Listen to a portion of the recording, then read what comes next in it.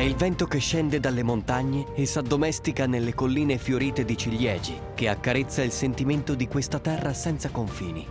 È il Veneto, terra diversa che ha fatto della diversità il suo punto di incontro. Ed è proprio in questa linea geografica di varia bellezza che la regione del Veneto è presente con il suo progetto di turismo senza confini. È qui, in questa fascia del territorio, dove la terra si sposa con il mare, dove le onde baciano a ritmo della luna le spiagge, nel conforto di matrimoni solidi e irreversibili. È qui che elementi diversi concorrono alla nascita di emozioni ed esperienze uniche.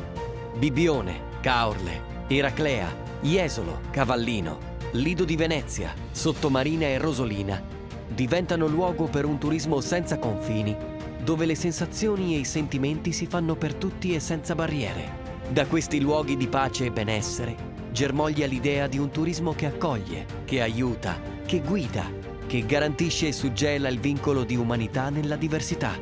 Un turismo dei sensi, ma anche un turismo di senso. Che la serenità, la felicità, la bellezza possa essere condivisa. Ed è ancora il vento che spinge le nostre gambe su ruote dai colori sgargianti e occhi su ali di parole e parole su movimenti di mani e dita per raccontare e condividere bellezza e storia di ville e paesaggi, di natura e acque che si fanno ospitali, calde e benefiche, e profumi di pini di una regione che ha custodito nel proprio cuore di pietra ed acqua il dono dell'accoglienza. È il vento, è il Veneto che porterà le nostre parole, ma anche i nostri gesti in dono al domani e agli altri che visiteranno queste terre.